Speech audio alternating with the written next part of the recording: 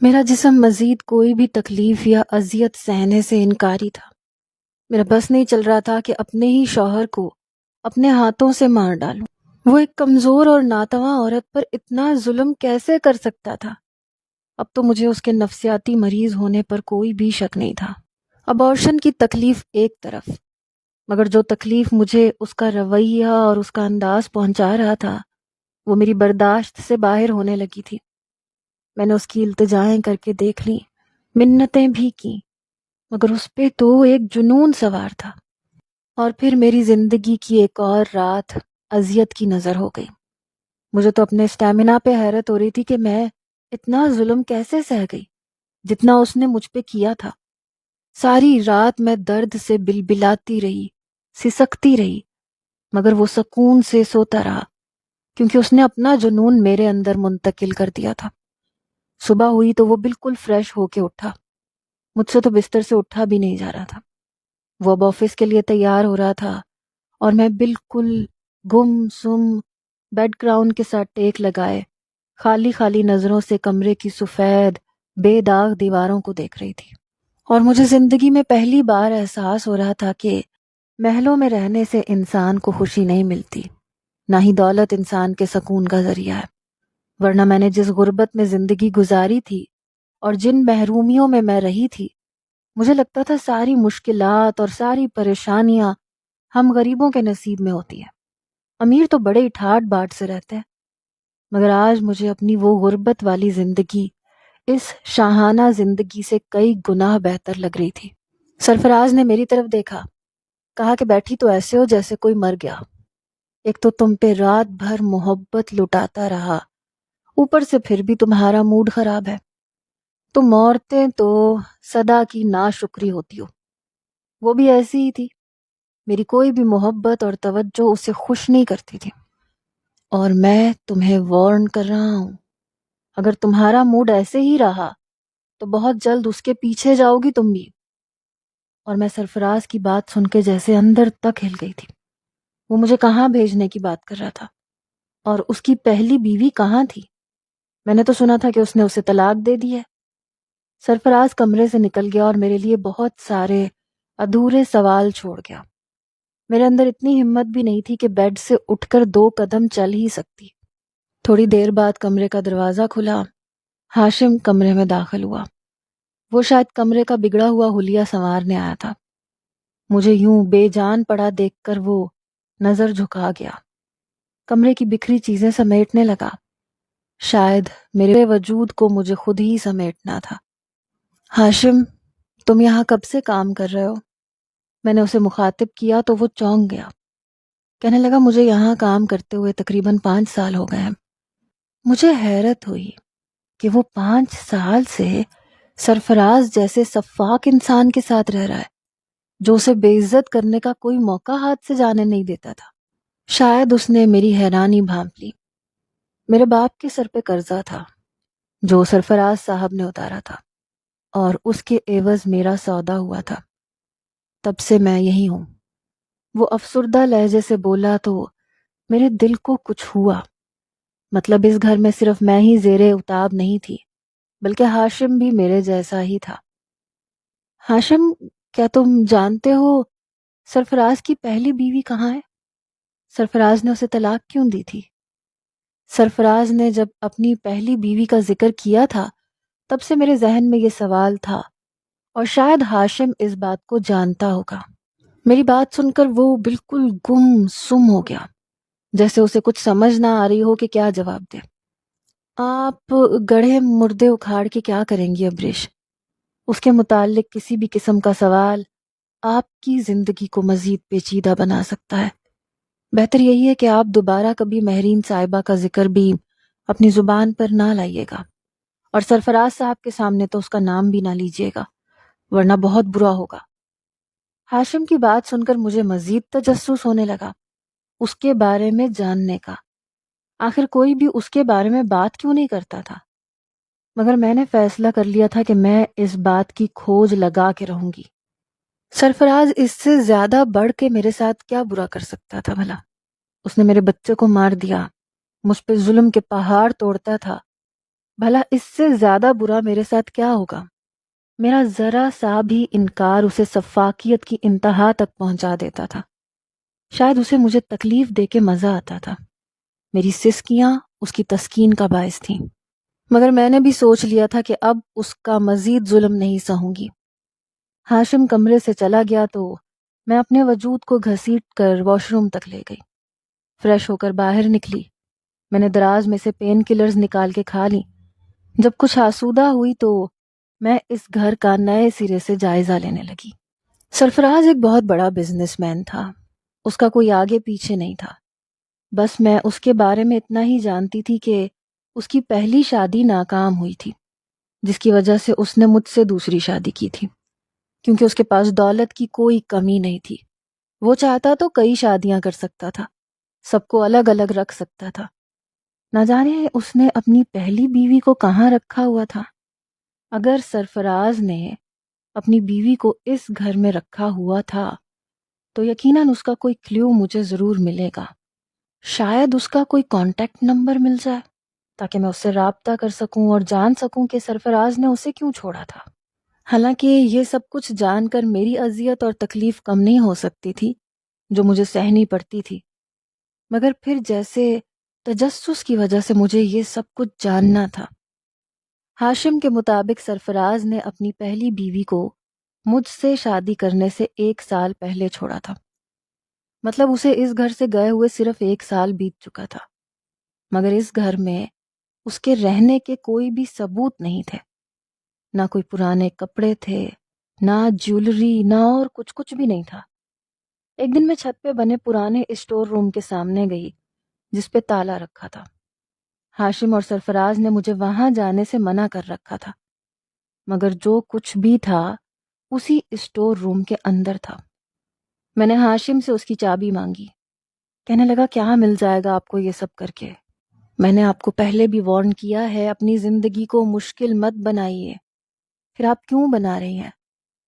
میں ہاشم کی طرف دیکھ کے کہنے لگی کہ ادھر دیکھو میری حالت، کیا اس سے زیادہ مشکل اور اذیت میری زندگی میں ہو سکتی ہے؟ اور سرفراز اس سے زیادہ مجھے کیا تکلیف دے گا؟ وہ ہر رات مجھے اپنے ظلم اور عطاب کا نشانہ بناتا ہے۔ اس کے نزدیک میرے جذبات، احساسات کوئی وقت نہیں رکھتے، اور وہ مجھے اپنے گھر سے باہر تک نہیں جانے دیتا۔ نہ میں ماں باپ سے ملنے جا سکتی ہوں۔ مجھے سیدھی طرح چابی دو، ورنہ میں تمہاری شکایت سرفراز سے لگا دوں گی کہ تم نے مجھ سے بدتمیزی کی ہے، اور پھر دیکھنا جو حال وہ میرا کرتا ہے وہ تمہارا بھی کرے گا۔ ہاشم تلخی سے مسکرایا، کہنے لگا بہت پچھتائیں گی آپ ابرش، کیونکہ آپ کی ایک غلطی آپ کو موت کے منہ میں دھکیل سکتی ہے، بالکل اسی طرح جس طرح مہرین کے ساتھ ہوا تھا۔ اور میں جہاں کی تہاں کھڑی رہ گئی۔ کیا کیا کیا مطلب ہے تمہارا؟ مہرین کے ساتھ کیا ہوا تھا؟ کیا سرفراز نے اسے طلاق نہیں دی تھی؟ ہاشم تلخی سے ہنسنے لگا۔ آپ کو لگتا ہے وہ کسی عورت کو طلاق دے سکتا ہے؟ خاص طور پہ اپنی بیوی کو۔ سرفراز کو جس لڑکی سے عشق ہو جائے وہ اسے طلاق نہیں دیتا، بلکہ اسے محبت کے نام پر دن رات تکلیف اور اذیت دیتا ہے، اپنی انا کی تسکین کرتا ہے اس کے وجود کے ساتھ، اور جب اس کا دل بھر جاتا ہے تو وہ اسے جینے کے قابل نہیں چھوڑتا، خاص طور پر جب وہ عورت اس کے سامنے کھڑی ہو جائے، اس کی جی حضوری کرنے کے بجائے اپنے حق کے لیے لڑنے کی ٹھان لے اور اس کے منہ پہ تمانچہ مارتے، پھر وہ اپنی جان سے بھی ہاتھ دھو بیٹھتی ہے، بالکل اسی طرح جس طرح مہرین دھو بیٹھی تھی۔ اس لیے میں آپ سے ریکویسٹ کرتا ہوں ابرش، اپنی زندگی کو مزید مشکل نہ بنائے، کیونکہ آپ کو اندازہ ہی نہیں ہے کہ اصل اذیت اور تکلیف ہوتی کیا ہے۔ میں نے یہ سب کچھ اپنی آنکھوں سے دیکھا ہے، اس لیے آپ کو بار بار منع کر رہا ہوں۔ آپ ایک بہت معصوم بھولی بھالی سی لڑکی ہیں۔ سرفراز کو ایسی لڑکیاں پسند ہیں جو اس کے آگے سوال نہ کریں، بس اس کی ہاں میں ہاں ملائیں۔ آپ جب تک ایسا کرتی رہیں گی تب تک آپ زندہ ہیں۔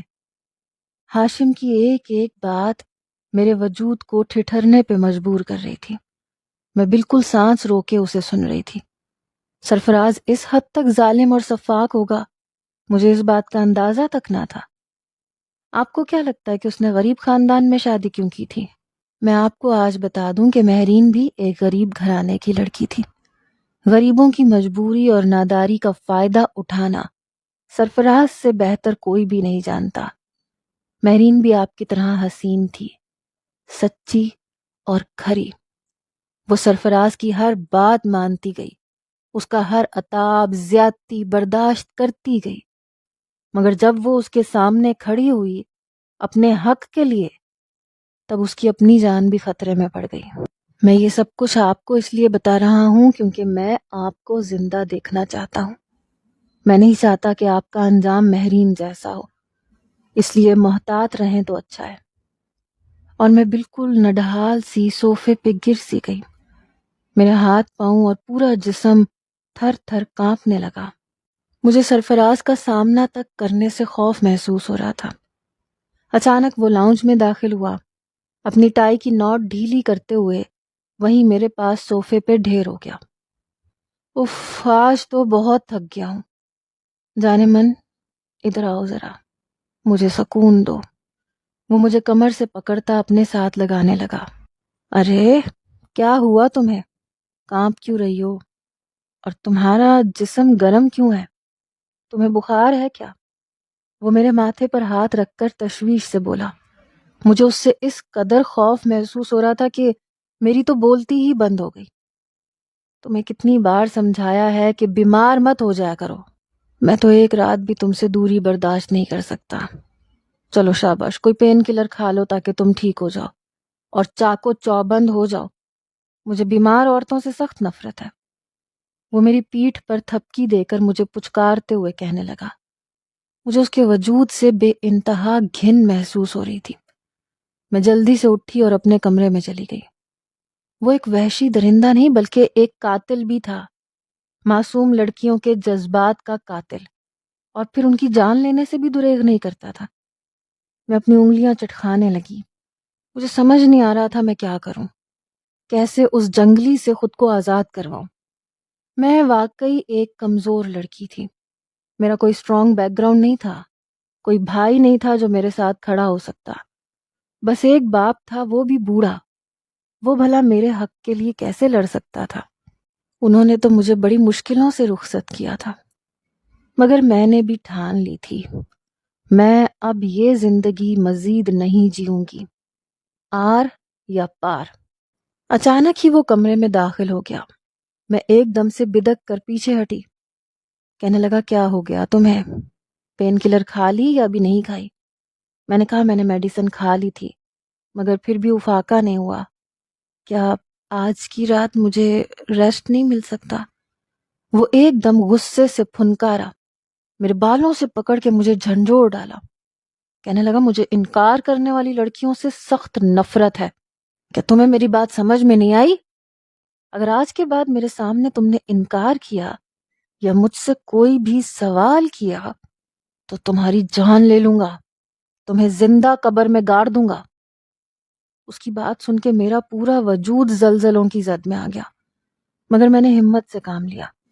کہا کہ بالکل اسی طرح جیسے تم نے اپنی بیوی کو قبر میں گاڑا تھا، مگر میں مہرین نہیں ہوں۔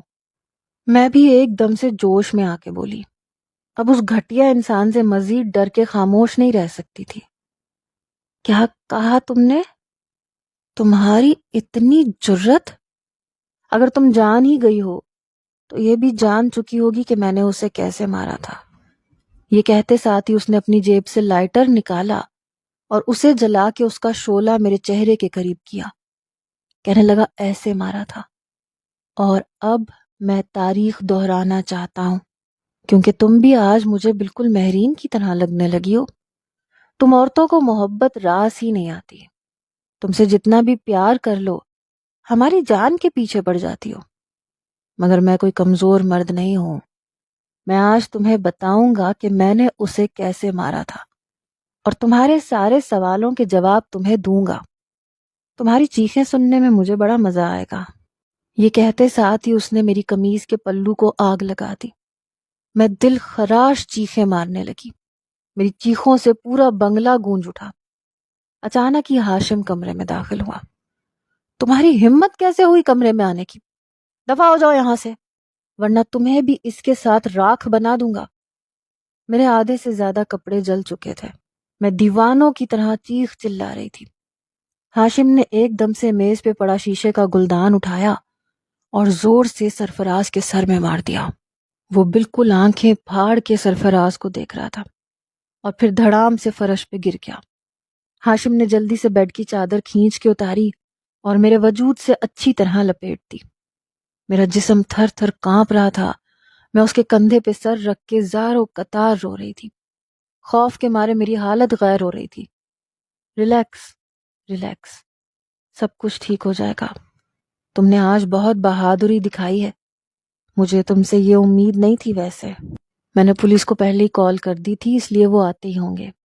آج تو ہم نے سرفراز کو رنگے ہاتھوں پکڑ لیا ہے، اس لیے اس کا بچنا ناممکن ہے۔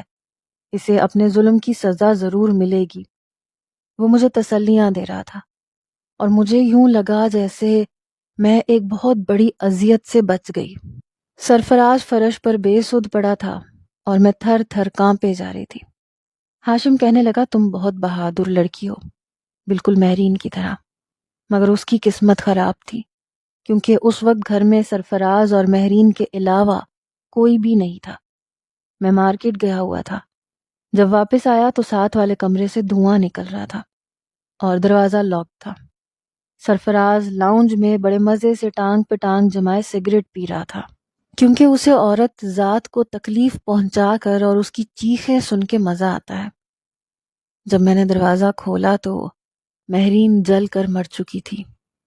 میں بالکل سکتے میں آ گیا تھا۔ سرفراز نے مجھے اپنا منہ بند رکھنے کو کہا تھا۔ ہم دونوں نے مل کر اس کی لاش کو دفنایا تھا۔ اس نے مجھے دھمکی دی تھی کہ اگر میں نے اپنا منہ کھولا تو وہ سارا الزام اور سارا ملبہ مجھ پہ ڈال دے گا۔ میں اس وقت بہت ڈر گیا تھا، بہت کمزور تھا۔ اندر سے تو میں بھی مہرین کے لیے خود کو مجرم سمجھتا ہوں۔ اگر میں تبھی پولیس میں جا کے سب کچھ اگل دیتا تو شاید آج تمہاری زندگی اتنی مشکل نہ ہوتی۔ میں ہاشم کے سینے سے لگی وہ ساری سچائی سن رہی تھی اور تھر تھر کانپ رہی تھی۔ آج وہ میرے ساتھ بھی تو بالکل ایسے ہی کرنے والا تھا، مگر شاید میری قسمت اچھی تھی۔ اتنے میں پولیس موبائل کے سائرن باہر سنائی دینے لگے۔ سرفراز جو بے سدھ سا فرش پر بے ہوش پڑا تھا، اس کے فرشتوں کو بھی علم نہیں تھا کہ اس کی زندگی اب اس قدر پر اذیت بننے والی ہے۔ میری ماں میری حالت دیکھ کر زار و قطار رو رہی تھی، میرے زخموں پہ مرہم لگا رہی تھی۔ بیٹا ہمیں معاف کر دو، ہمیں نہیں پتا تھا وہ اس قدر ظالم ہے اور اس نے اپنی پہلی بیوی کو ایسے مارا ہے۔ کاش ہم بیٹیوں کا رشتہ کرنے سے پہلے تھوڑی سی چھان بین کر لیں، کیونکہ صرف دولت کی بنا پر خوشیاں نہیں خریدی جا سکتی۔ ہمیں بھی دولت کا لالچ آ گیا تھا، اس لیے تمہاری زندگی کو ہم نے اس قدر اذیت سے دوچار کیا۔ ہمیں معاف کر دینا۔ میرے بابا بھی میرے سامنے ہاتھ جوڑ کے بیٹھے۔ میں نے ان کے ہاتھ مضبوطی سے تھام لیے اور کہا کہ آپ کیوں شرمندہ کرتے ہیں مجھے خود بھی اندازہ نہیں تھا کہ سرفراز اس قدر گرا ہوا انسان ہے اور اتنا ظالم ہے۔ یہ تو شکر ہے کہ ہاشم نے اس کا پول کھول دیا اور ہم دونوں نے مل کر پلان بنایا کہ اسے غصہ دلائیں گے اور اسے رنگے ہاتھوں پکڑیں گے۔ اتنے میں ہاشم بھی کمرے میں داخل ہو گیا۔ کہنے لگا ابرش ایک بہت بڑی خوشخبری ہے، سرفراز پر بہت ہی مضبوط کیس بنا ہے۔ مہرین کے قتل کے تمام ثبوت جو اس اسٹور روم میں بند تھے وہ سب میں نے پولیس کے حوالے کر دیے ہیں۔ اب مجھے بھی کسی چیز کا کوئی خوف نہیں ہے اور یہ خوف تم نے میرا دور کیا ہے۔ میں تمہارا شکریہ ادا کرتا ہوں، تم نے مجھے اور خود کو سرفراز کی غلامی سے آزاد کر دیا۔ تمہارے طلاق کے پیپرز وکیل نے تیار کر لیے ہیں، بس تمہیں سگنیچرز کرنے ہیں اور تم اس کی قید سے ہمیشہ کے لیے بری ہو جاؤ گی۔ میں نے مسکرا کر ہاشم کی طرف دیکھا، اس کا شکریہ ادا کیا۔ میں بہت عرصے بعد اپنے گھر والوں کے ساتھ بیٹھی تھی۔ اس ظالم شخص نے تو مجھے اپنے گھر والوں سے بھی دور کر دیا تھا۔ طلاق کی بات سن کر میری ماں کا رنگ لٹھے کی مانند سفید پڑ گیا۔ کہنے لگی میری بیٹی اجڑ گئی، برباد ہو گئی، اب دوبارہ تم سے شادی کون کرے گا؟ میں حیرت سے اپنی ماں کو دیکھنے لگی۔ میں نے کہا اماں آپ کو پریشان ہونے کی ضرورت نہیں ہے، مجھے کسی مرد کے سہارے کی ضرورت نہیں ہے۔ اگر سارے مرد سرفراز جیسے ہوتے ہیں تو میں دوبارہ کبھی شادی نہیں کروں گی۔ میری آنکھوں سے آنسو جاری ہونے لگے۔ نہ جانے ماں باپ اپنی بیٹیوں کی طلاق کا سن کر اتنے زیادہ حواس باختہ کیوں ہو جاتے ہیں؟ شاید اسی لیے ماں باپ دعا کرتے ہیں کہ انہیں بیٹی پیدا نہ ہو، کیونکہ شاید وہ بیٹیوں کے نصیب سے ڈرتے ہیں، ان کی طلاق کے خوف سے وہ ڈرتے ہیں کہ وہ اس معاشرے کے عتاب کا نشانہ نہ بن جائے، چاہے وہ اس چکر میں اپنے شوہر کا عتاب سہتی رہیں۔ میری آنکھوں سے آنسو جاری تھے اور میں جو یہ سمجھ رہی تھی کہ اب میری اذیت کی اختتام ہو چکا ہے، شاید میں غلط تھی۔ ابھی تو مجھے بہت ساری انگلیوں کو اپنے وجود کے اوپر اٹھتے ہوئے دیکھنا تھا۔ ہاشم میرے ساتھ کھڑا مجھے بہت غور سے دیکھ رہا تھا۔ شاید وہ تسلی یا دلاسا دینا چاہتا تھا، مگر اسے سمجھ نہیں آ رہی تھی کہ کیسے دے۔ سرفراز کو اپنی بیوی کے قتل اور مجھ پہ اقدام قتل کے 2 کیسوں کے الزام لگے تھے۔ وہ کافی زیادہ مضبوط بیک گراؤنڈ کا تھا اور اس کے بہت جاننے والے بھی تھے۔ کچھ سیاستدانوں کے ساتھ بھی اس کی دوستی تھی، جن کی شہ پہ اس نے ایک عورت کو اپنے پاؤں کی جوتی سمجھ لیا تھا۔ اس کے وکیل نے اس کیس کو کمزور کرنے کی بہت کوشش کی کہ فراز مینٹلی طور پر اپسٹ ہے، وہ آپے سے باہر ہو جاتا ہے، اسے خود بھی اندازہ نہیں ہوتا کہ وہ کیا کر رہا ہے۔ وکیل نے بہت ساری رپورٹس عدالت میں پیش کی جن سے یہ ثابت ہوتا تھا کہ وہ کئی بار مینٹل ہیلتھ پرابلم سے گزر چکا ہے، اس لیے اس نے جو کچھ بھی کیا اپنی اسی بیماری کی وجہ سے کیا۔ سرفراز کمرہ عدالت میں بھی زور زور سے کہہ لگا کے ہنسنے لگتا تاکہ سب اسے پاگل سمجھے اور اس کی سزا میں کچھ تخفیف ہو سکے۔ اس کے خلاف میں نے اور ہاشم دونوں نے گواہی دی تھی۔ ہمیں اپنا کیس کمزور ہوتا ہوا محسوس ہونے لگا تھا، کیونکہ شاید دولت کے بلبوتے پہ وہ وکیلوں اور ججوں کو خریدنے کی بھی صلاحیت رکھتا تھا۔ مگر جب بات میڈیا تک پہنچی تو میڈیا نے اس کیس کو کافی ہوا دی کہ کس طرح سے اس نے عورتوں پہ ظلم و جبر کیا، اور مجبوراً جج کو اس کیس کا فیصلہ ہمارے حق میں کرنا پڑا اور اسے عمر قید کی سزا ہو گئی۔ یوں میں نے سکھ کا سانس لیا، کیونکہ جو بھی تھا مجھے اب بھی اس سے خوف محسوس ہوتا تھا۔ مجھے لگتا تھا اگر وہ چھوٹ گیا تو میرا پیچھا ضرور کرے گا۔ میں نے اپنی عدت اپنے ماں باپ کے گھر میں گزاری تھی، مگر میں ایک کمرے میں بند رہتی تھی کیونکہ میں بھی مینٹلی طور پر بہت زیادہ ڈسٹرب ہو گئی تھی۔ اتنی اذیت اور ظلم سہنا انسان کے سوچنے سمجھنے کی صلاحیت کو مفلوج کر دیتا ہے اور وہ بڑی مشکل سے زندگی کی طرف واپس لوٹتا ہے۔ عدت مکمل ہونے کے بعد میرے ماں باپ پھر سے میرے رشتے کے حوالے سے پریشان ہو گئے، کیونکہ وہ ساری زندگی مجھے گھر پہ بٹھا کے نہیں رکھ سکتے تھے۔ مگر میرا تو کسی بھی مرد پر اعتبار ہی اٹھ گیا تھا۔ مجھے نفرت محسوس ہونے لگی تھی۔ مجھے لگتا تھا کہ سارے مرد شاید عورت کو اذیت دینے کے لیے ہی ہوتے ہیں۔ ایک دن میں اپنے کمرے میں گمسم سی بیٹھی تھی جب مجھے میری ماں نے کہا کہ ہاشم تم سے ملنے آیا ہے اور اپنے باپ کو بھی ساتھ لایا ہے۔ مجھے ایسے لگتا ہے جیسے وہ تم میں انٹرسٹڈ ہے۔ بیٹا وہ بہت اچھا اور نیک لڑکا ہے، اس نے تمہاری اتنی مدد بھی تو کی ہے، اور ہر مرد ظالم اور سفاک نہیں ہوتا۔ کچھ مرد ظالم مردوں کے خلاف عورتوں کے ساتھ بھی کھڑے ہو جاتے ہیں، جیسے وہ تمہارے ساتھ کھڑے ہوا تھا۔ بھلے وہ اتنا امیر نہیں ہے، مگر میں نے پہلے ہی امیر گھرانے میں تمہارا رشتہ کر کے دیکھ لیا ہے، اس لیے مجھے اس بات سے فرق نہیں پڑتا کہ میری بیٹی محلوں میں خوش رہے گی۔ میری ماں نے میرے سر پہ ہاتھ رکھا تو میں بالکل گم سم سی انہیں دیکھنے لگی۔ مجھے ہاشم کی نظروں کا مفہوم سمجھ میں آنے لگا۔ مگر وہ مجھ سے شادی کیوں کرے گا؟ وہ تو گواہ ہے کہ اس انسان نے مجھ پہ کتنا ظلم کیا تھا۔ وہ مجھے اپنا سکتا ہے؟ کیا اس کا ظرف اتنا بڑا ہوگا؟ یا شاید وہ مجھ پہ ترس کھا کے اپنانے کا سوچ رہا ہو؟ میرے ذہن میں بہت سارے سوال گردش کر رہے تھے کہ اچانک ہاشم میرے کمرے میں آیا۔ کہنے لگا دیکھو ابرش، میں جانتا ہوں کہ تم نے بہت زیادہ اذیت اور تکلیف سہی ہے ایک شوہر کے نام پر، کسی دوسرے مرد پہ بھروسہ بھی نہیں کرنا چاہتی، اسی لیے تم وقت لینا چاہتی ہو تو وقت لے سکتی ہو۔ اچھی طرح سے سوچ لو کہ تمہیں اپنی زندگی میں کیا کرنا ہے، کیونکہ اکیلے زندگی کاٹنا بہت ہی دشوار ہوتا ہے اور نہ ہی ہر ہم سفر سرفراز جیسا ہوتا ہے۔ سچ کہوں تو تم نے مجھے بہت مضبوط بنایا ہے، ورنہ میں تو خود کو سرفراز کا غلام ہی سمجھنے لگا تھا۔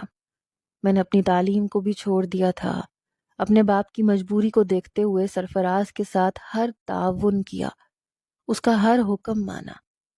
مگر مجھے لگتا ہے کہ ایک انسان کو آزاد ہونا چاہیے، اسے دوسروں کی رائے اور حکم کا غلام نہیں ہونا چاہیے، اور یہ سب کچھ تم نے مجھے سکھایا ہے۔ اس لیے میں تمہارا احسان مند ہوں، اور تم مجھے بہت اچھی لگتی ہو، بہت سادہ، بالکل میرے ٹائپ کی۔ کیا تم مجھے اس قابل سمجھتی ہو کہ مجھ پہ بھروسہ کر سکو اور اپنی زندگی میں ایک موقع دے سکو؟